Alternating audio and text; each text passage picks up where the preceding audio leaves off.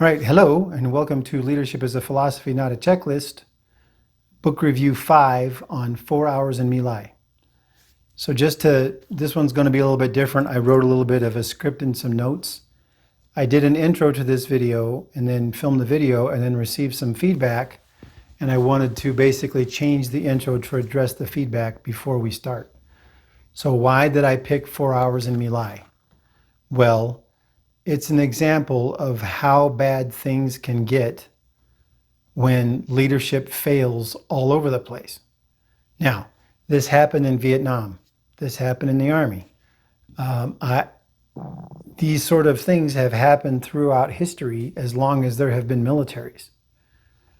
My issue is that since there was such a breakdown in leadership, people were not paying enough attention to make sure that didn't happen. I'm a veteran. I was in the Army for 21 years. I had 95% of the people that I worked with were trying to do good, but there was a percentage that had problems. And so if you take that percentage of people and you put them in an environment that's a mess, they're going to do bad things. And then if they're not corrected, other bad things are going to happen. So if you watch the video I did on the Taj Hotel, that was a civilian example of what good can happen when leadership is doing the right thing. There are all sorts of stories about great leadership and great leaders in the military. This just happens to be a bad example. This is not an indictment of the entire Army. It is an indictment of all of the people that were involved in all of the activity leading up to the massacre and everything after. Just to give you some perspective, if you want to learn about the My Lai massacre, buy the book. There's plenty of videos that talk about it online. And all of those videos and all of that analysis is correct, right? The conclusions that they draw about what people can do, what evil can happen, we've learned from Alexander Solzhenitsyn, we've learned it from Viktor Frankl. So we know how evil people can be. My perspective is, my approach and my analysis, this is going to be from a leadership perspective. And yes, it's rough, and yes, it's dark. But what I'm trying to say is that it is sort of the peak of hubris to think because the military focuses so much on leadership and doing the right thing that this can't happen. Well, that's being a little bit too egotistical, or thinking, oh, we're immune to that. Well, no. No matter what happens, it's human beings, and human beings are capable of terrible things. So you have to keep an eye on that. And that's where the philosophy comes in. So the last thing that I said, this is what I wrote down. As a leader, you are not judged by how you behave when everything's going great. You are judged by the decisions and actions that you take when chaos manifests itself. And so in this case, a bunch of leaders were negligent, created a terrible environment, and then the most horrific thing happened, and then those leaders didn't have any integrity, didn't follow up, didn't do the right thing. And so I judge them specifically, those people by name, not a group. Nothing I ever do is focused at a group. We've talked about this a lot. Everybody's individually different. But every single one of those officers that lied or did the wrong thing, absolutely guilty. However, this can still happen in the civilian world. There's many examples. I will do examples of it in the future. But I wanted to do, in case you haven't noticed, the theme with the videos I'm doing is there's military ones, then there's civilian ones. Well, this month is military month, because next one is going to be on the movie Glory. And then after that, there's going to be some civilian stuff. And I've got examples in the future of civilians. So the higher up you are in the organization, in the Army, the more I condemn poor leadership, because at that point you should know better. You should have the wisdom to know better. Anyway, as I was saying, I hold those officers and those people responsible that knew better and then made the wrong decision. So that's what the purpose of the video is. It's to show that this is how bad it can happen, even with the best people. And so that's what I want you to take away. Anyway, sorry for the edit, had a little mishap. On to the PowerPoint presentation. Thanks so much.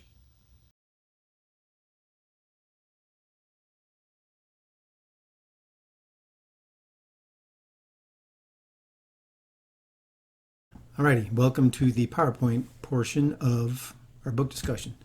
So as we said, it's 4 Hours in My Lai by Michael Bilton and Kevin Sim.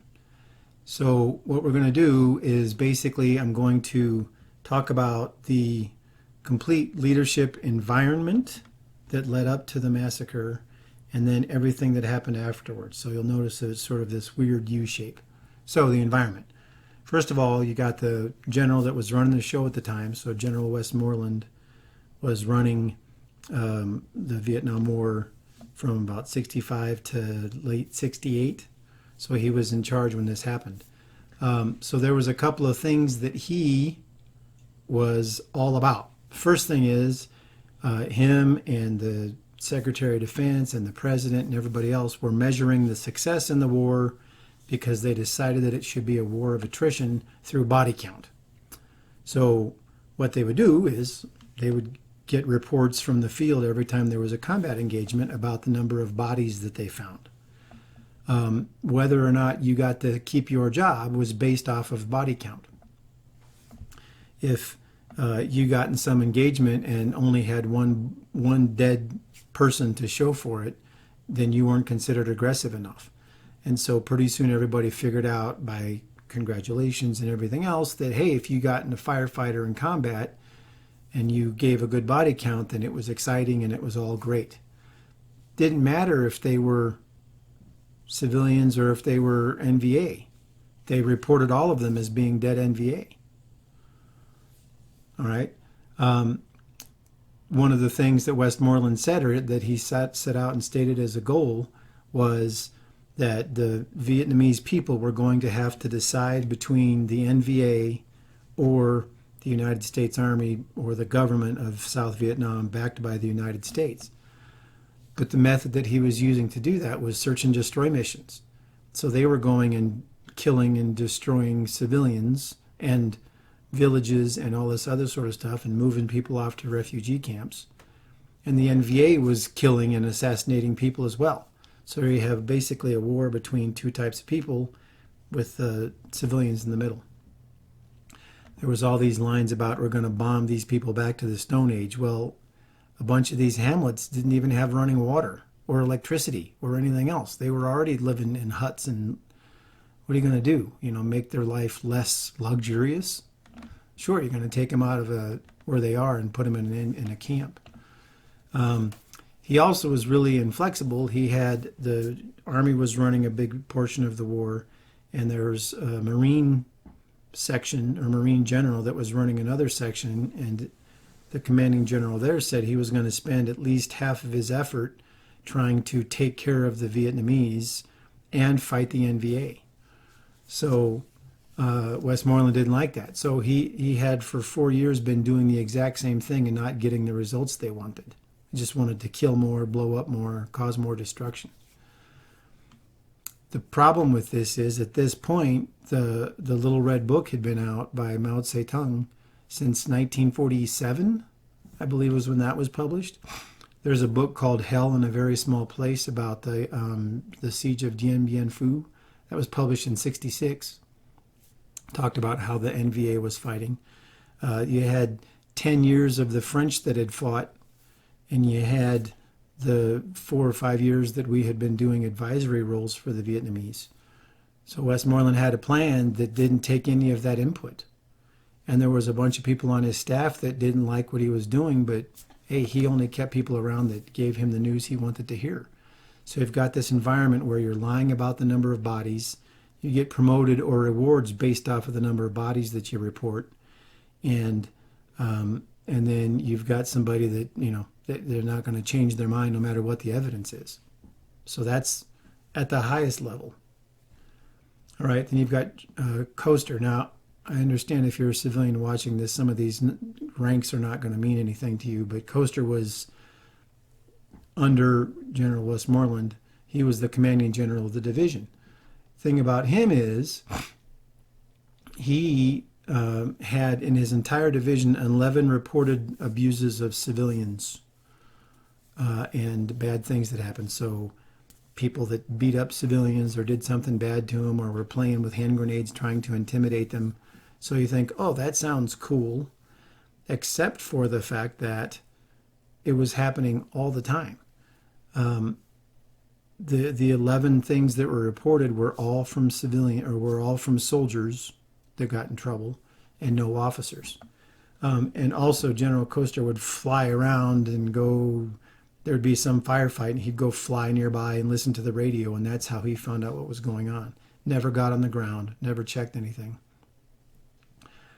And then you've got Lipscomb and Henderson. They were at the brigade level, so it's a little bit lower than the division. Colonel Lipscomb was in charge up until the day before the operation when Colonel Henderson took over. And when he went out and did his thing, they were talking about high body counts. We want lots of aggression. We want all these sort of things to happen. We've got to eradicate the enemy, blah, blah, blah, blah, blah.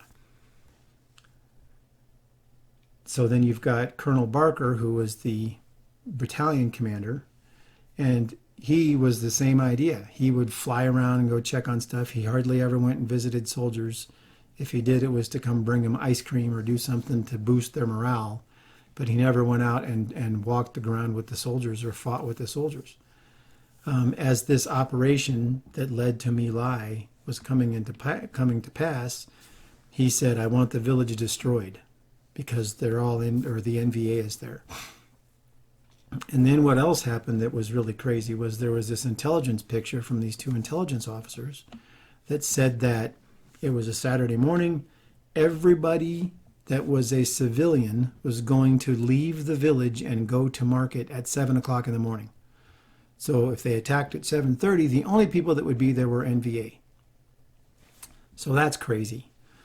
Second thing that happened was there was all these reports from the higher headquarters. So if you look up here, basically the level of Lipscomb and Henderson up. So everybody in the Army thought that the bad guys, this battalion that they were supposed to go find, was on the other side of the province, 150 or 200 miles away from where they were. That was the intel reports that they got from everybody on high. But then once you got to the battalion level, you've got these two young captains that were brand new in country that were saying, oh no, they're here, we know it. Now, this is where I get grouchy because I was an intel guy. If you've got two reports that are so disparate, where was the effort made to confirm or deny that intelligence picture?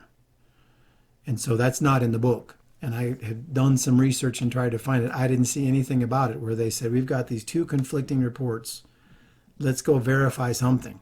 There was no intelligence gathering to see if one or the other was true, because you can't have something that is so disparate and then take an action off of that.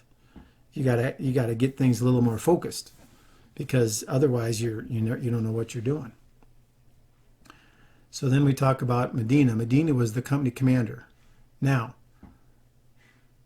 Medina had a pretty big personality and everybody loved him because he was sort of John Wayne. He'd done some heroic stuff.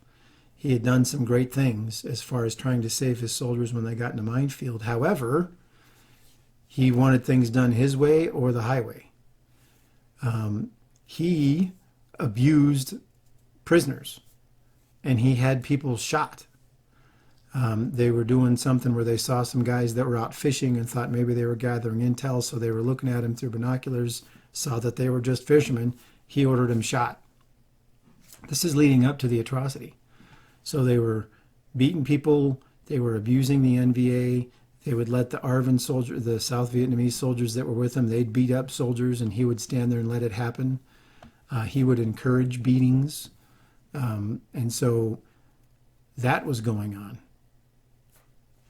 And nobody was doing anything about it. And so since Medina was doing it, then you'll see what happened later on. So next you got Lieutenant Cali. Now Lieutenant Cali, you'll find out later, was the only soldier that got in trouble, or that actually had charges and was convicted of doing something terrible during this entire mess. He was an OCS, and he got recycled twice, which means he couldn't pass OCS twice. Finally passed it on his third try.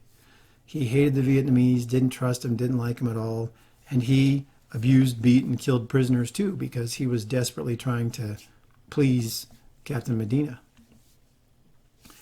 And then you get down to the soldiers.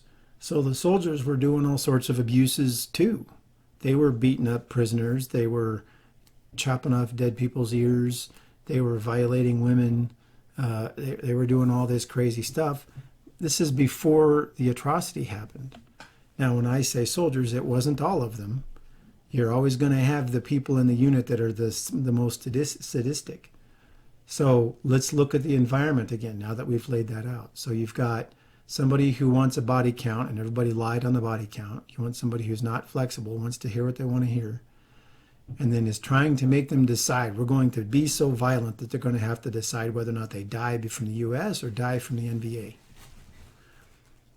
Another funny thing is that they were going and dropping leaflets all over the place to tell these people, it's your choice, you have to decide whether or not you want to live. Well, 90% of the people living in the country were illiterate. So brilliant there, right? So when you've got this thing here about the abuses in the division and all this sort of stuff, what does that show you? You've got a whole bunch of people that want body counts and want aggression. And then you've got the people down here at the pointy end of the spear that are beating up on prisoners and killing them and killing civilians and not caring, right? There's a couple of instances where these guys got in a firefight. This is before the instance happened, where they reported 11 KIA and they didn't have a single one. It's in the book. Oh yeah, we reported that because, you had to make up a good number so it justified the rounds that you fired. Now, what's also interesting, this little note that I have down here, is at the time that this event happened, there were 14 directives in theater about the abuse of civilians and killing civilians and reducing civilian casualties. Well, do you want to know what the death rate was among civilians? It was between 100,000 and 300,000 a year were being killed by U.S. operations.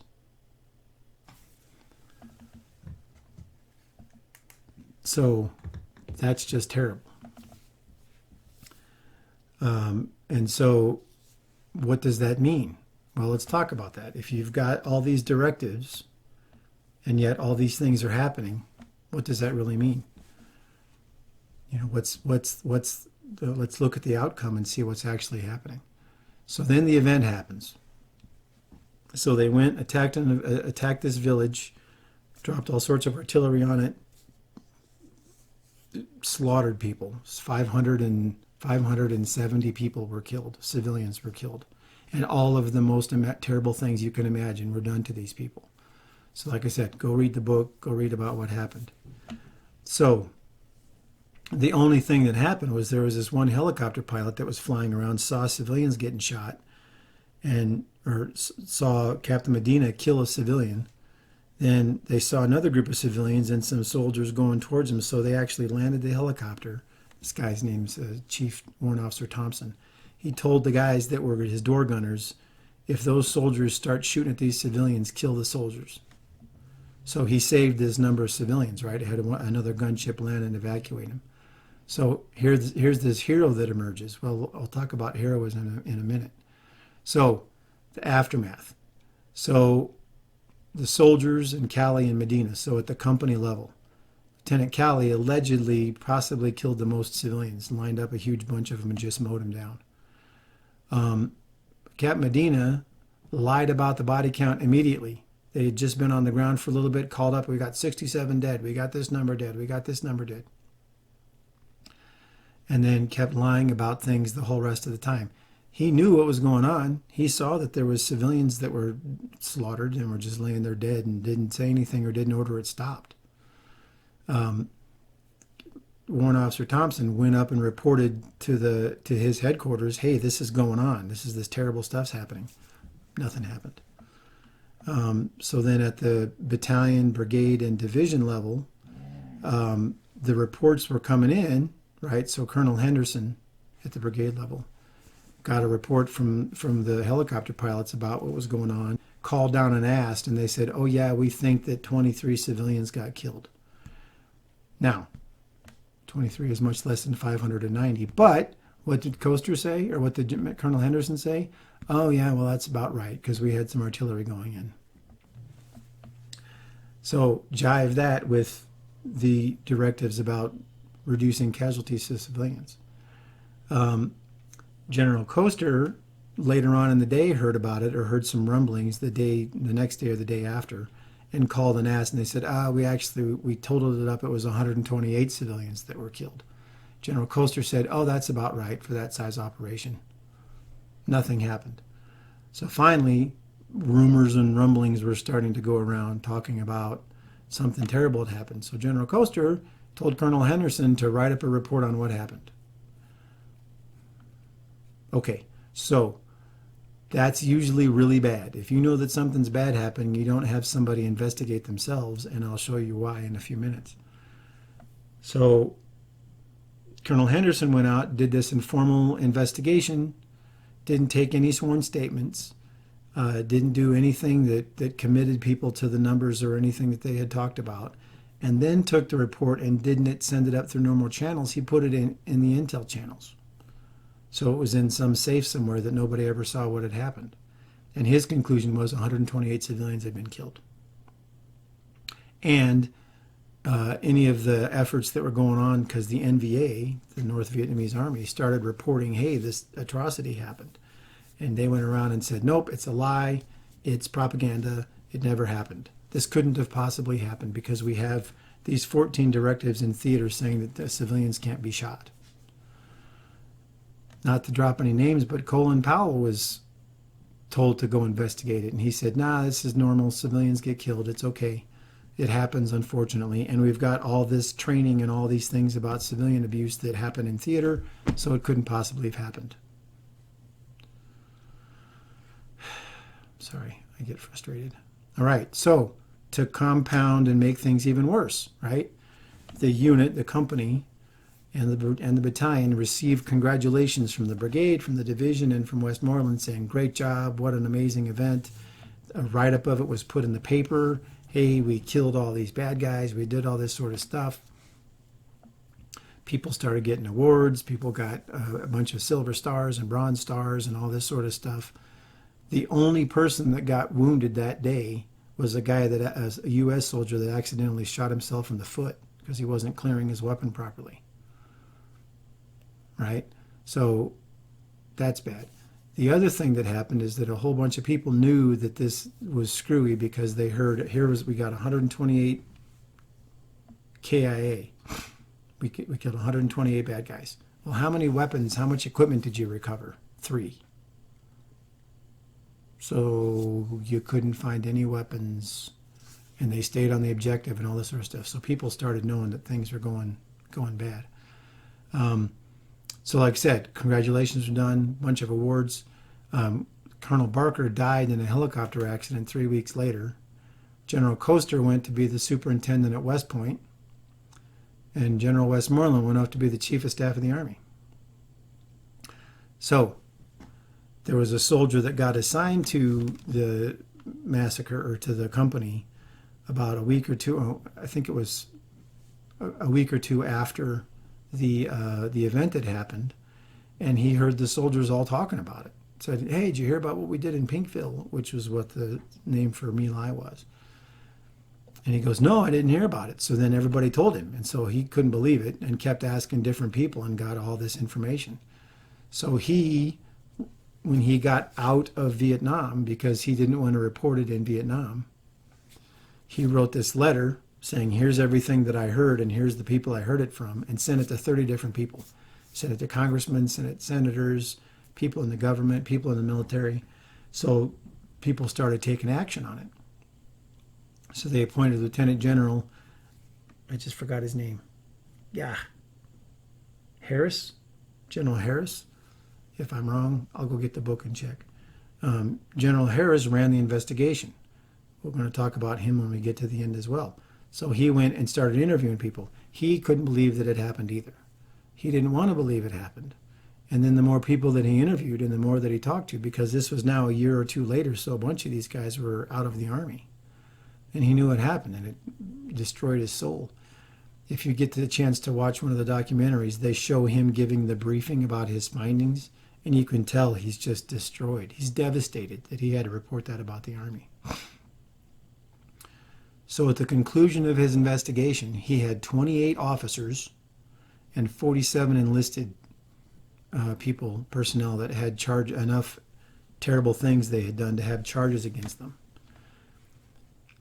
And so that's significant. A whole bunch of these people, failure to render a report, not swearing, rendering false swearing, which is basically saying, hey, this happened and it didn't happen. And then all the atrocities against the enlisted people. So the punishment. So first thing that happened is he goes and releases the charges, and somebody from the chaplain corps came over and said, hey, we can't punish these people because we don't want the chaplains to look bad. So here's where it starts. So then somebody else went and classified some of the reports, because once they became classified, they couldn't be used in a civilian trial or a military trial. And so suddenly 14 officers and 38 enlisted didn't have any evidence to be charged with because the Army was trying not to look bad. So then they basically dropped all of the charges against the rest of the people. And then Lieutenant Cali was the only person that was convicted. He only served 7 months, or served 4 months, and then he was released by President Nixon. Because at this time, President Nixon was trying to make sure that the support for the war didn't go away, so he didn't want anything bad to come out about it, even though it had all been out there. So what do we have here? Right? Every level of the chain of command failed in their duty as a leader. Every single one of them. How do we know? Right? So let's take the 4 tenets of the philosophy. Well, the first thing is the definition of a leader. We're going to attune competence and environmental hierarchies in pursuit of a goal. Well, General Westmoreland said that his goal was for the people to have to decide between the NVA and the United States. And he was going to do that by killing lots of people to make them choose. Well, he achieved that goal. And then he went and got his version of competency was people that gave him the body count that he wanted, gave him the numbers that he wanted. There's a lot of evidence later on when General Westmoreland was writing his memoirs that he asked people for results of studies, and then when he didn't get the answer he wanted, he didn't put it in his memoirs. So he attuned the environment and the competence, and that was his goal. He achieved his goal. Right? So then, where was humility? None here, none here, none here, none here, none here. Where was integrity? Who had integrity in this whole mess? Not a single one had the integrity to say, here's what's happened. Empathy. Do you have any empathy for the soldiers? Do you have any empathy for the civilians? Did you have any empathy for what's going on? No. And then vigilance. Where was the vigilance? Right? Colonel Henderson described, here's the way that the body count is done. A soldier has to kill somebody, and they go over and physically put their hands on and put their eyes on the person that they killed, and then we total that up, and that's what's reported to me. No. Everybody down here said, we just give a body count that we think justifies a civilian or a soldier being killed. Lieutenant Cali said, if one of my guys got killed, I had to at least report 10 or 11 enemy dead, or it was considered bad. So General Westmoreland never checked. General Custer never checked. Colonel Lipscomb never checked. Colonel Barker never checked. None of these people checked. We've talked about this before. The higher up you are in the organization, the less you should do and the more you should check. So all these people just sat there and got fed what they wanted. And then here you've got Medina. So it sounds like, if you read the book and then watch other accounts of it, that Medina might have had the leadership talent, but he didn't have the philosophy. Because everybody loved him. He was braggadocious. He was all over the place. He was larger than life, that sort of thing. But he lied, abused soldiers, killed civilians, and then didn't report anything that happened in his company. And then you got the same thing with Lieutenant Cali. He definitely wasn't a leader, and he definitely didn't have any of the philosophy. He had no right being a leader. the people that were at the officer candidate school that graduated him are to blame for this as well, because they knew he wasn't leadership material, right? We just wanted to produce a lieutenant. And then you've got the soldiers. Now, soldiers, like I said, not all of them went out and committed these atrocities, but the ones that were, you know what happens once you allow a lower standard to be set, or somebody to break a rule and you don't do anything. That's the new rule. So when they were violating women and nobody did anything, when they were cutting off ears, when they were killing people, when they were beating people to death, they were hanging civilians, they were taking old men and cutting their beards off, and nobody did anything about it. So what do you think happens to a bunch of human beings in a bunch of pressure situations? What do you expect? Now, I'm absolutely not justifying what happened, but that is what can happen if nobody is checking. All right, so now let's go over here and let's look at leadership. So, integrity? No, everybody lied. Humility? Definitely no humility, because nobody said, I goofed. Nobody said, here's what we did wrong.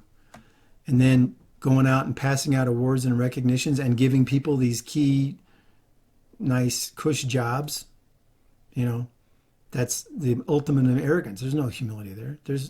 And then I talked about this. The soldiers all got sick. They all became depressed. Their morale went to crap. Right? So then we finally have somebody with integrity. This Lieutenant General Harris, pretty sure it's Harris, goes out and does the investigation, and does an amazing investigation, several thousand pages, huge long report, all this sort of stuff, comes up with all these charges.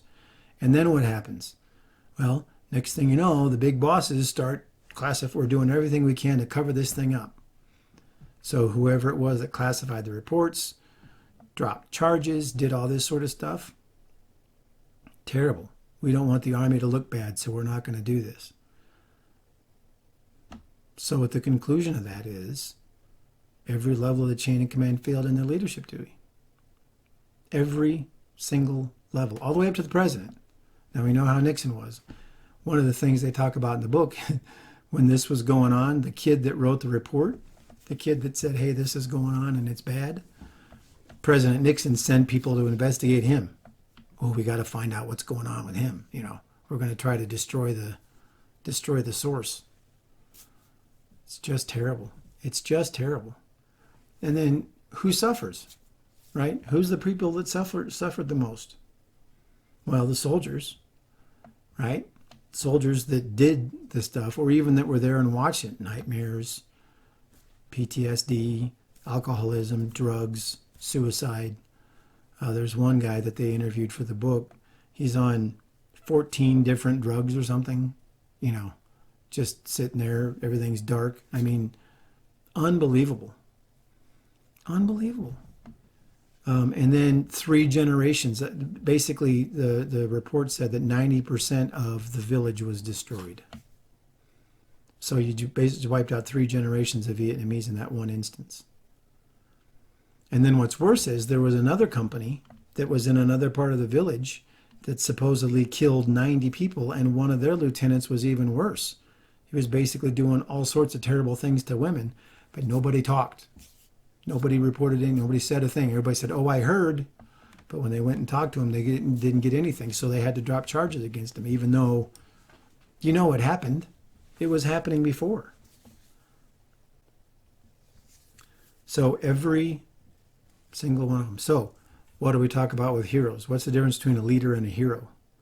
Well, I believe that the hero emerges when leadership has failed at every level. So this guy, Warrant Officer Thompson, that came in and stopped. Well, he did what every soldier should have done. He did what every leader should have been doing. None of these people should have been put in this situation. The environment did not exist that allowed these people to report when these atrocities were happening.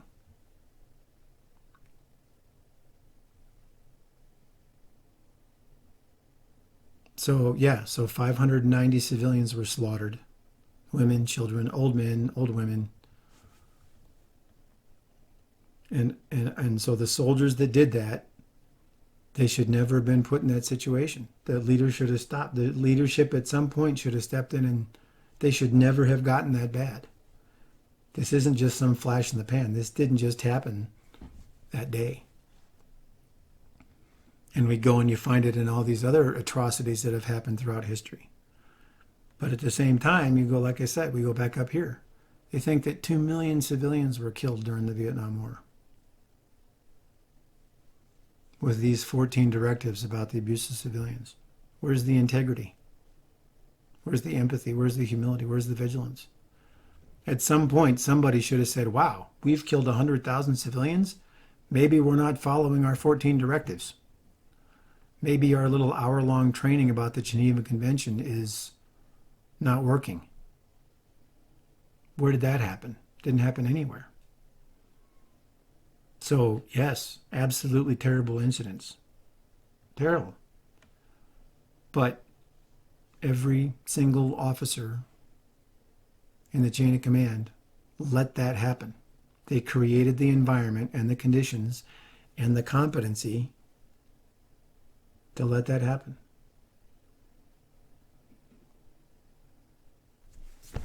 So that's my take on the My Lai massacre. Yes, you hear all the ethical stuff. Somebody should have said something. Yes, correct. Like I said before, all of the analysis about it is correct. But my thing is, this happened because of the environment. This happened because every leader in the chain of command was not doing their job and allowed it to happen. And then when it did, their first response is to cover it up and hide. The absolute worst. The absolute worst. I think I told you that I had an incident in my career where I saw something terrible was happening. I asked somebody for help, and they looked me in the eye and said, we can cover this up, or we can do it, but it might get really messy. And I said, we have to go through this, because I do not want to add my name to the list of people that knew something and covered it up. I'm not going to be that person. I want to be the person that reported it. And they looked at me and said, you might get fired. I said, I don't care. This is more important. And I meant it. And next thing you know, we went through and cleaned house and had to do a bunch of terrible things. And the big boss wanted to fire me, but my boss protected me. Said, you want to fire the guy that reported this? Right? So anyway, like I said, if you want to see more about the incident, then there's plenty of videos. Just look up My Lai massacre. There's plenty of documentaries. You can see all the gory details. But I think that you will agree once you look at it that this happened because all of this leading up to it. The environment, the conditions, the competency, the lack of integrity, the lack of empathy, the lack of vigilance, nobody paying attention. Everybody's just there for glory. So this is how bad it can get. The other video that we did on the Taj Hotel shows how good it can be when everybody's doing their job and doing the right thing and aiming at the good. Anyway, thank you very much for your time. As always, I appreciate your patience, and let me know if you have any questions or comments, any feedback. Thanks.